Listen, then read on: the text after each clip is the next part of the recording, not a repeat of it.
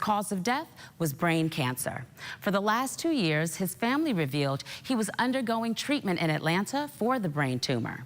NBA Commissioner Adam Silver said in a statement that Dikembe Mutombo was simply larger than life. On the court, he was one of the greatest shot blockers and defensive players in the history of the NBA. Off the floor, he poured his heart and soul into helping others. Equally sad news was the passing of British actress Dame Maggie Smith. Her sons announced her passing on Friday. She was 89 years old. Now, you may recall she played memorable characters in Sister Act, Harry Potter, and Downton Abbey, as well as many other roles. And today, September 30th, is observed as International Translation Day. The day recognizes translation professionals who play an important role in bringing nations together, facilitating dialogue, understanding, and cooperation, contributing to development and strengthening world peace and security. This year's theme, translation, an art worth protecting, moral and material rights for indigenous languages. Now for what's coming up in today's show. We all love a good social event, and the Bahamas National Trust's Wine and Art Festival kicks off this weekend. We'll hear a story of inspiration and sweat and fete for a good cause. This and so much more after the break.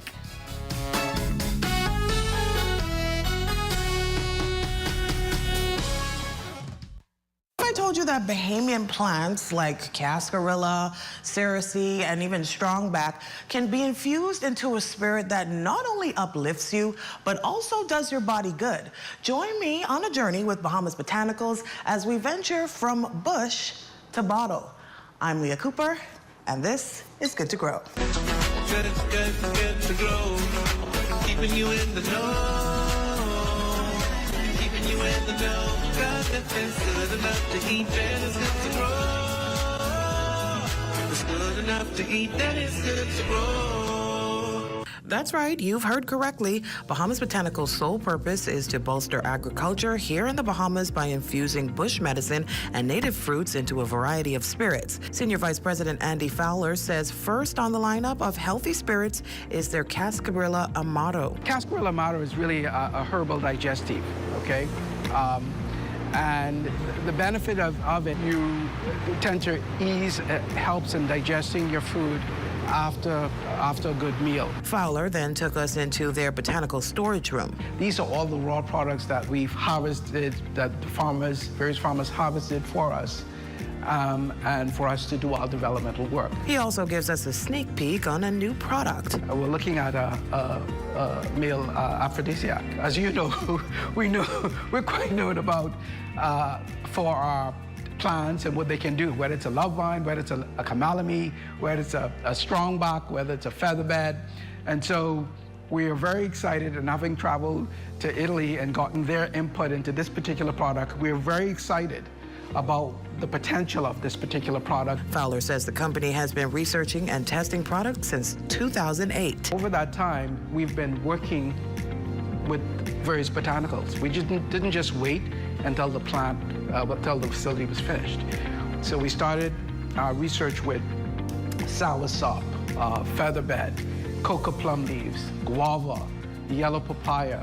I've mentioned cerasee, allspice. We have pineapple.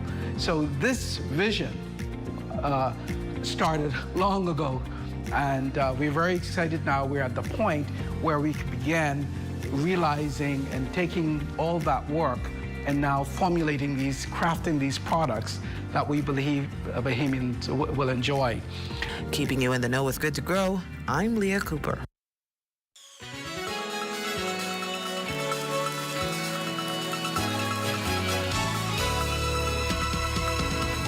The social calendar is opening up for those of you looking to do something fun this weekend. The Bahamas National Trust and Commonwealth Brewery Limited will be hosting the 32nd Annual Wine and Art Festival this year. The two-day event is one that often draws a very large crowd. Joining us to talk about the event is BNT's event coordinator, Kimberly Knowles. Welcome to the show, Kimberly. Hi there. Good. Thank you. Thanks for coming. So listen, you know, This event is known to be like the opener of the holiday season. It shows like the holidays are here. How are the plans coming along for the festival? They're going really well. Crazy, busy, wonderful. But honestly, we're always just so surprised by how much incredible support we have for the festival, not just from our vendors, but we've also got some amazing sponsors like, Hyundai, SunCash, the Nassau Cruise Port, the Ministry of Tourism and the Out Island Promotional Board, as well as Alive, Bahamas Waste, Bahama Rental, and Expressions Entertainment. So we get some really great support out here for this event. Yes, and of course, Commonwealth Brewery Limited, again, is the key sponsor. So tell me about that partnership. Absolutely. So there would be no event without them. Okay. They bring all the wine, and it's not just that they bring the product, but it's also how well educated their staff are. So they really do teach you about wines. This event is meant to make wine more accessible for people. So you get to experience it, they get to talk to you about it, what pairs well with the wine, all of those different things. And you can select what wine you like and what you enjoy and find out at this event what type is your favorite through our wonderful partnership with them. Good. And are they bringing anything new this year? Yeah, absolutely. So this year, our VIP Champagne Lounge is actually going to be LVMH branded. So we're going to have Veuve Clicquot, we'll have Chandon, we'll have Belvedere, we'll also have Hennessy. And then for the main festival, they're also bringing High Noon this year, which is super exciting. So there'll be a spritzer to try as well. Nice, sounds really good. And so, each year, and I attend the festival every year, so each year it gets bigger and better. They're the old favorites that we love. What are some of the new vendors that we can look forward to being in attendance this year? Absolutely. So we have a lot of new things going on. So we've got some new food vendors, people like Sugar Shack Donuts, Wild's Pepper Jelly. We also have some new artists who are going to be joining us this year. So Art by Lucci with Luciana Hall. We've got Bahama Dawn, who used to be Abaco Ceramics, who's going to be joining us this year, and we're super excited about it.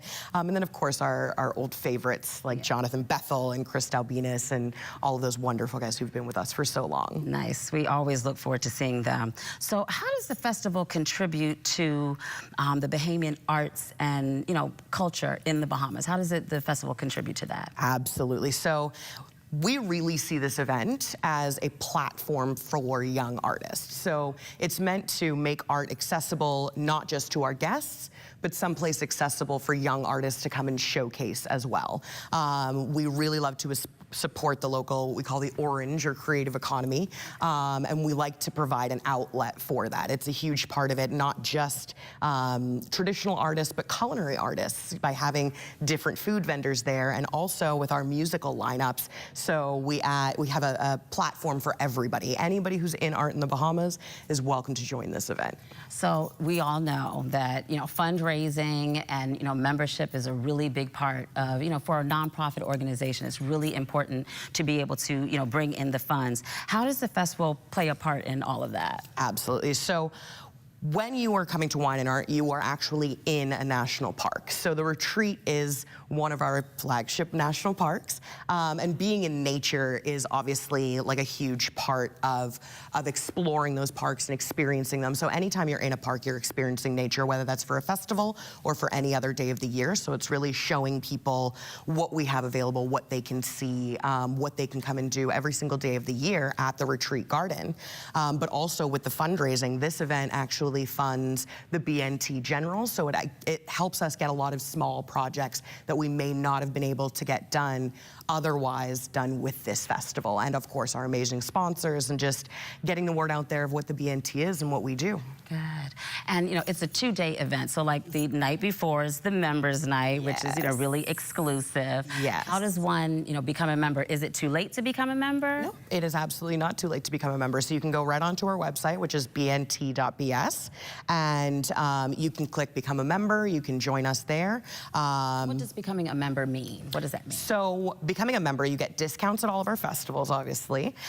So the festival season coming up, you want to make sure that you get that and you get all of your discounts. But it's also free entrance into any of our parks. We've got 33 national parks across the Bahamas. Wow. So you get free entrance into that. We also do reciprocal memberships with other countries. So you can go and visit the British National Trust parks when you go on vacation. We we also do membership exclusive events. So you wouldn't be able to experience some of the things we do. We do, water days, or we'll have an event in the park with a partner, or things like that that are exclusive to our membership. Okay, great. And for those who want to attend the event, how do they get tickets? Where do they go? Yeah, so you can just go to bntevents.com, and right there you'll see the wine and art tickets, and you can purchase and be ready for the festival. All right, well, thank you so much for joining us. I'm looking forward to the festival. My family and I will be there. And you don't go anywhere. We have so much more after this short break. Thank you.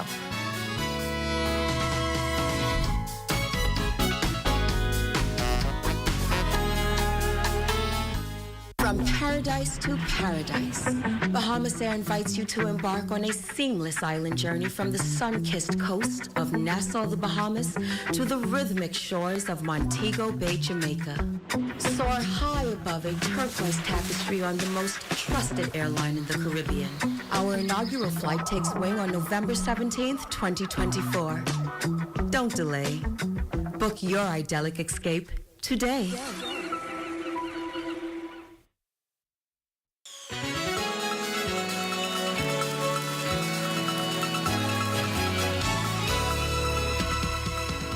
He's a former officer in the Royal Bahamas Police Force, but Frankie Camille has a very inspiring story of overcoming the language barrier to pursue education, as English was not his first language. But I'll let him tell you that inspiring story himself as he's here in studio with us. Welcome to What's Trending, Frankie.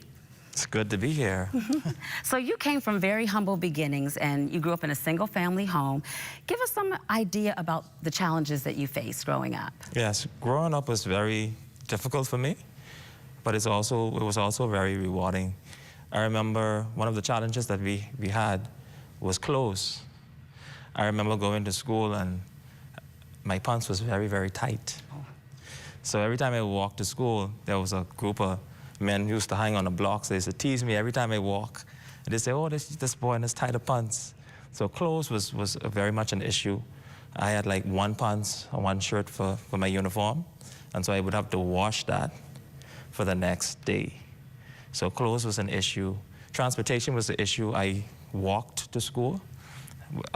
It was a great distance. So we used to live Yaman Cross, so I walked from the prison all the way to Thelma Gibson, and then I would have to walk back home because we didn't have sufficient money for bus. Wow, that was a long way. Yes. And you also said as a young boy, 12 years old, you were working. You actually had a job. Yes, I had to work to sustain myself because my mother wasn't making enough money. So at the age of 12, I started parking. And then from being a parking boy, I started working at the gas station, Texaco at the time was the name of it. So I worked there for about 5 years to try to take care of myself. And there, basically, I learned skills, how to survive. I learned the real world. So I didn't have much of a childhood.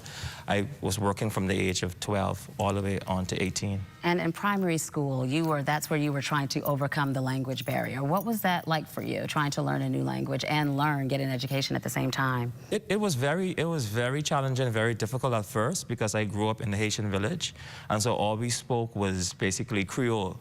And so when I started going to school, I heard English for the first time, and the teacher spoke English, the students spoke English, and so that kind of threw me off, so to speak. So I ended up repeating grade 4 because I didn't understand the language, I didn't understand the concepts. Yeah, you couldn't even write, I couldn't read, I couldn't write. Yeah.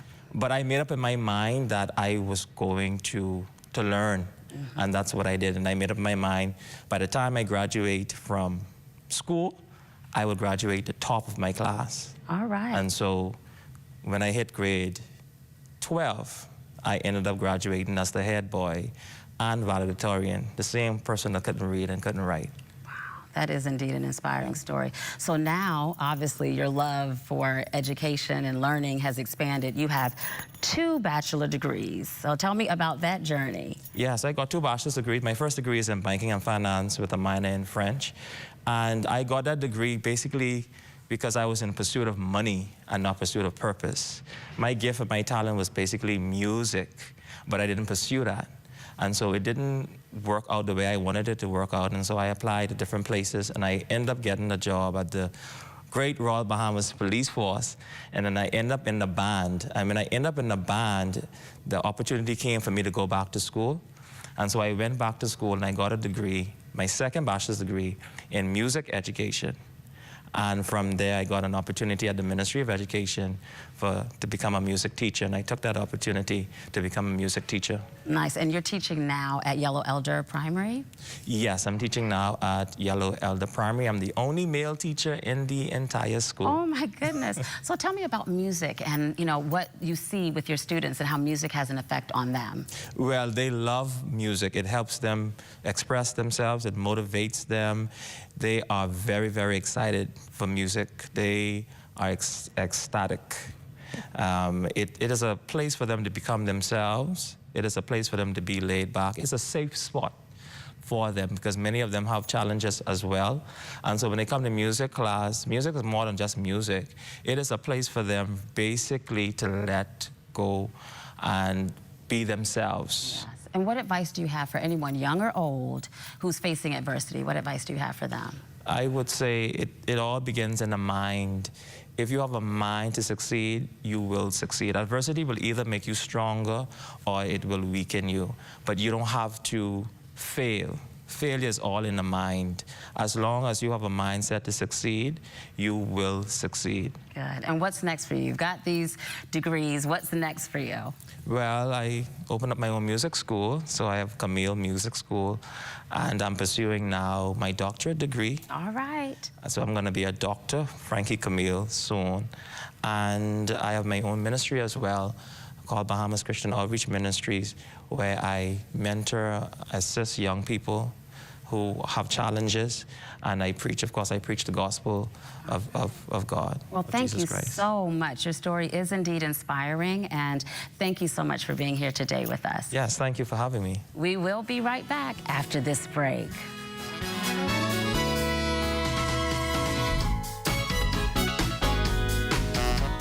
Is the Little Caesars Stuffed Crust Pizza. Get more pizza for less money. Only $12. It's a whole new level of pizza with cheese stuffed crust so spectacular that there's nothing left. Pizza.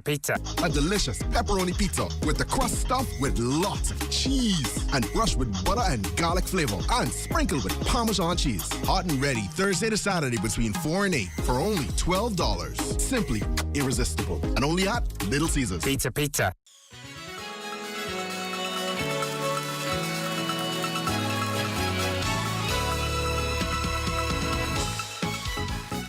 Fun, fitness, and vibes. Everything was rolled into one at the recent Fitness Fest. Sounds like we all should have been there. The Healthy Bahamas Coalition is a national non-communicable diseases secretariat at the Ministry of Health and Wellness, and it is important that Bahamians and Bahamian citizens get fit. Currently, we know that the stat is 7 out of 10 persons will die from an NCD, or non-communicable disease. So that's your diabetes, certain heart diseases, and even certain cancers, and it's vital that we get serious about our health. So we want to encourage persons, even if you take 30 minutes a day, maybe play your favorite song, dance with the kids at home. Let's try to incorporate healthier foods, reducing the sugar. I know we love our sweet drinks, and we know we love our salty foods, our salty chickens, but we know that it's impacting our health and the health of our nation. Tanya McFall Major is part of the Healthy Bahamas Coalition Promotions Committee. The group is a subcommittee of the Ministry of Health and Wellness. They hosted a fitness fete in the ballroom of the Breezes Resort this past Friday, and the room was packed with patrons of all ages looking to work up a sweat with their steps. Dishing out the instructions was Coach Clee. Step aerobics is one of my most popular classes that I teach, and it gets a lot of traction, especially because of its energy and the modern music. And one of the things that I like to represent in that class is how easy it can be for people to get cardio in, especially if you don't like to run, swim, any other forms of cardio. But the music alone, with me teaching the step moves one by one, really gets people engaged and comfortable so that we can have a very fun class. The majority of our population don't have access to instructors or classes that are fun and entertaining for them to be able to think of cardio or exercise in a non-traditional fashion. And I think classes like this are important to get the community to come out, to have that camaraderie with other people so that it's fun, it's accessible, it's in this case free, which not all of them may be, but for this one, it's free, so that means it's easily accessible, and it gives people not just the knowledge of what they should be doing or could be doing, but the enjoyment factor of it as well. I think when people ask me who my main target audience is, I never have a direct answer. My answer is always everyone, because from kids to older people, everyone deserves the exact amount of access and the same amount of access to fitness and making fitness fun again. That is my entire mission, is to make everyone feel as though they can do it just as good as the next person. Coach Clee says 30 minutes is a good place for persons starting or restarting their fitness journey. And the Soca Fete provided the perfect venue to get the heart rate up. And patrons also took home a goodie bag at the end. So we decided to have this fitness fete in commemoration of Wellness Week in the Americas. And this is a week where we celebrate wellness in all its forms.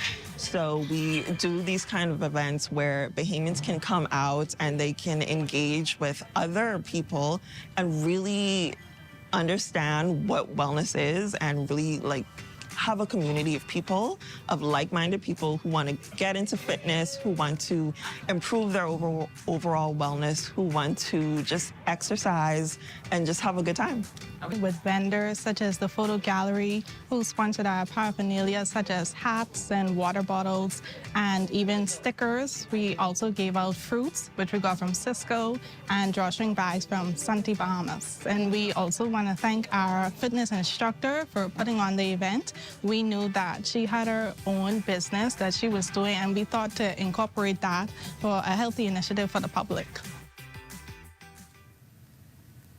Now let's hear what's the latest buzz with the Bahama Beauty.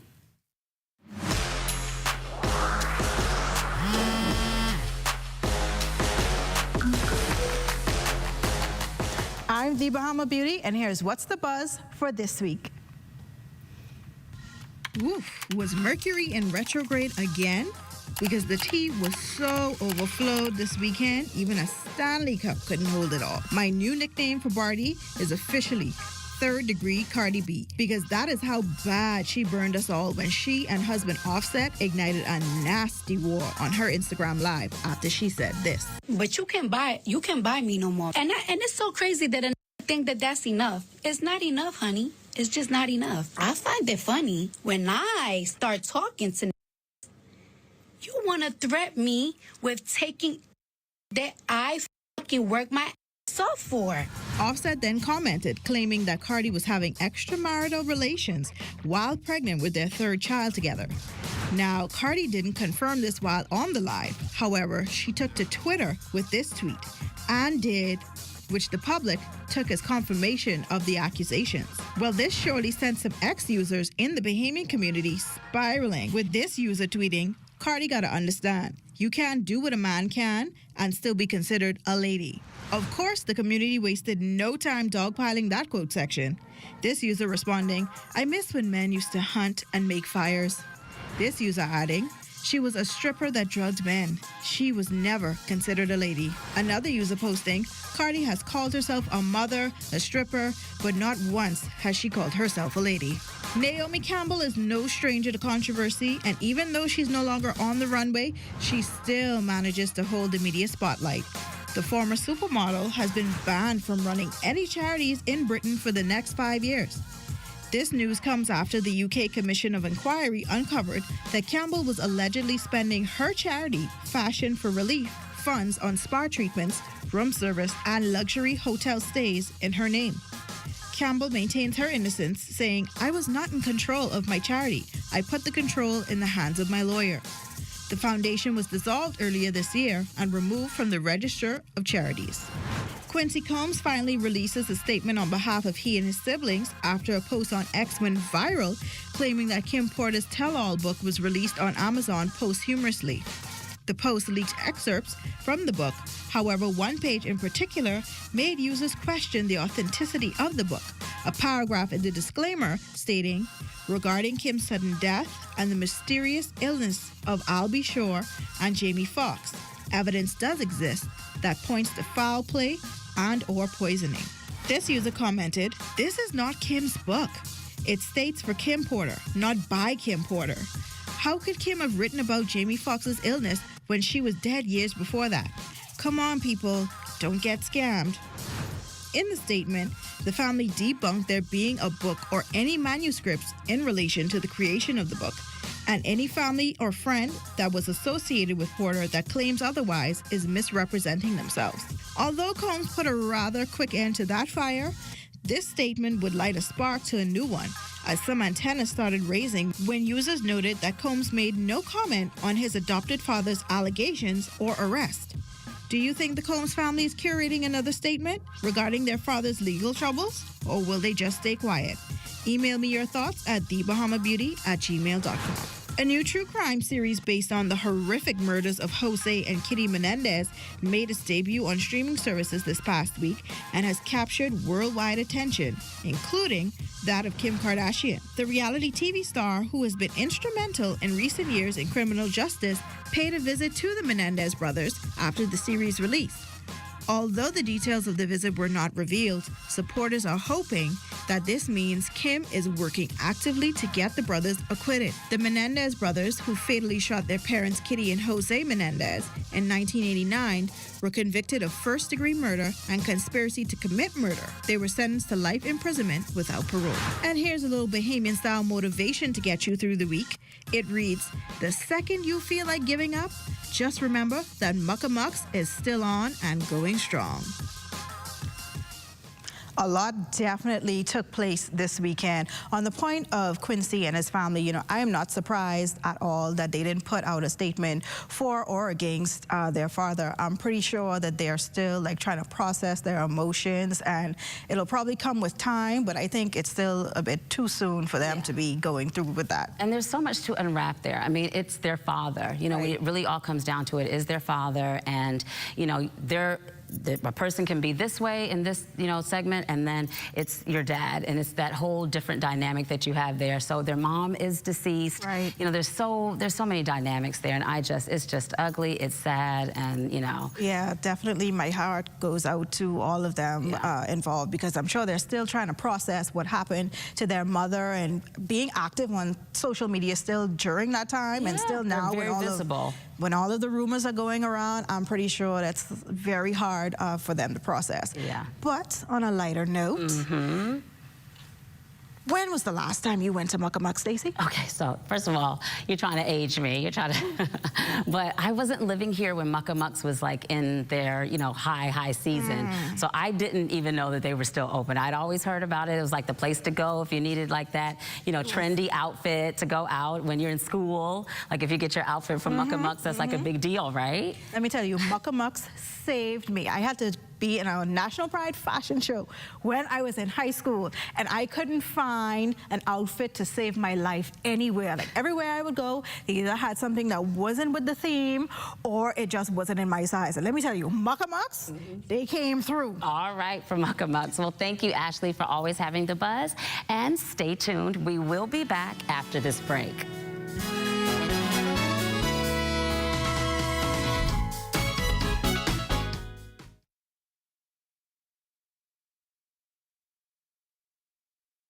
Tourism today, Bahamas tourism today. At the first Bahamian Business and Investment Forum in Washington, D.C., Deputy Prime Minister and Minister of Tourism, Investments and Aviation, the Honorable I. Chester Cooper, showed investors that the Bahamas